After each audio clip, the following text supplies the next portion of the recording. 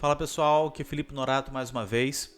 Hoje eu vim falar um pouco sobre os operadores mais utilizados no RxJS. Eu lembro quando eu comecei a trabalhar com Angular, já de forma reativa, utilizando o RxJS, eu tive muita dificuldade de entender como funcionavam os operadores. Então eu vim nessa página, o learnrxjs.io, e nessa parte dos operadores tem uma lista dos operadores e a lista tem também essas estrelinhas aqui que são os operadores mais utilizados para trabalhar. E logo após esse estudo eu escrevi esse artigo, é um kit de sobrevivência dos operadores mais utilizados, e eu consegui ajudar bastante gente a entender como funcionavam os operadores do RxJS. Eu não vou entrar muito em detalhes de como funciona a programação reativa. Eu vou deixar no link nos comentários algum conteúdo inicial. Eu quero mais aprofundar em como funcionam esses operadores do RxJS.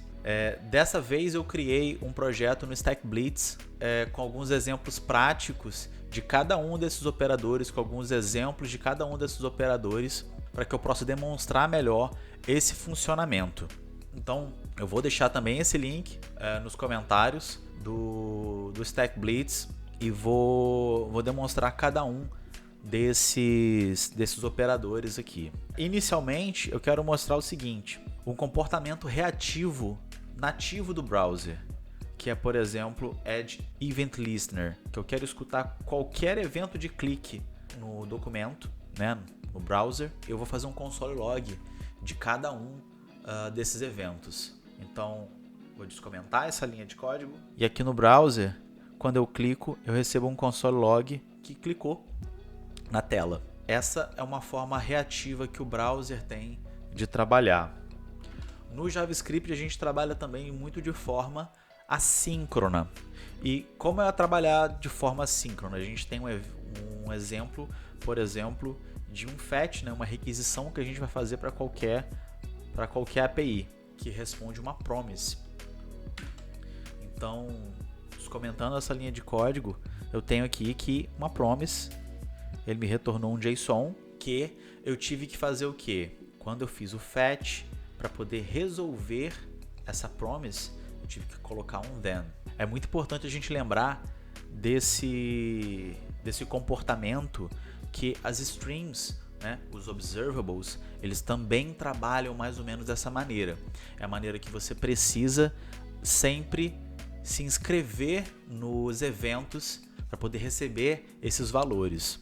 Então, eu vou mostrar primeiro. O primeiro exemplo são os criadores de streams que a gente pode utilizar, o que eu mais utilizo, começando com o operador of.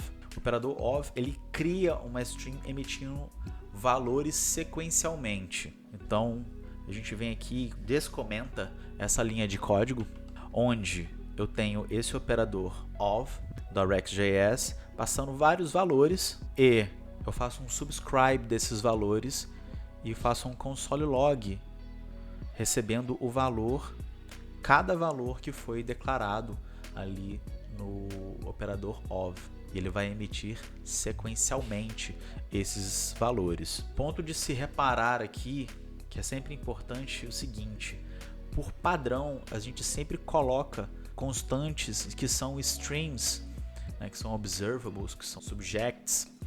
A gente sempre coloca com um cifrão no final, que é para a gente poder identificar que aquilo é uma stream.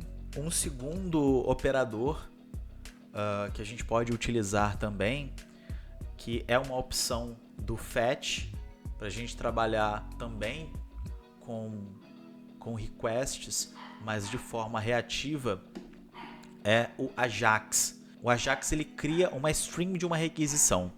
Então, por exemplo, eu fiz uma request também aqui para o JSON placeholder e fiz um subscribe dando console log. A gente vai sempre trabalhar a base de console log para poder mostrar aqui no console do StackBlitz.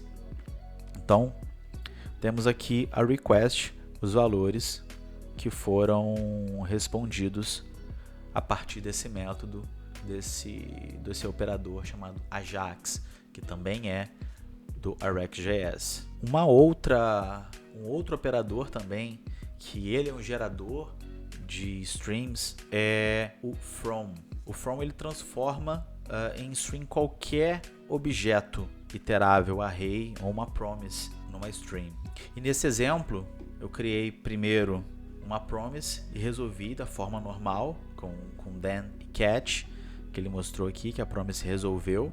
E a forma de trabalhar com a RxJS seria essa forma aqui embaixo, que eu pego essa promise que eu criei, resolved promise, e transformo ela numa string a partir desse método from, esse operador from do RxJS, e faço um subscribe fazendo um console log do valor que foi emitido dessa promise. E a mesma coisa funciona com promises rejeitadas, onde na promise com then catch aqui ele rejeitou a promise porque eu mandei rejeitar essa promise.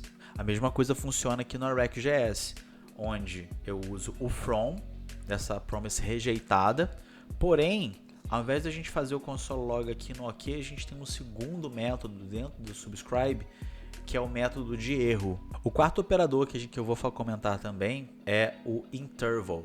O interval, ele emite números em sequência com base no tempo. Ele é como se fosse um set interval reativo, que a gente consegue misturar ali no contexto do RxJS. Então, como ele vai funcionar? Ele vai emitir eventos de x em x milissegundos. Então, eu determinei aqui que seja emitido a cada 1000 milissegundos. Então, a cada 1000 milissegundos ele vai emitir um valor e ele fazendo console log cada um desses valores sequencialmente. Para esse vídeo eu estou encerrando agora. No próximo vídeo eu vou falar de mais operadores para esse vídeo não ficar muito extenso. Então, um abraço e até a próxima.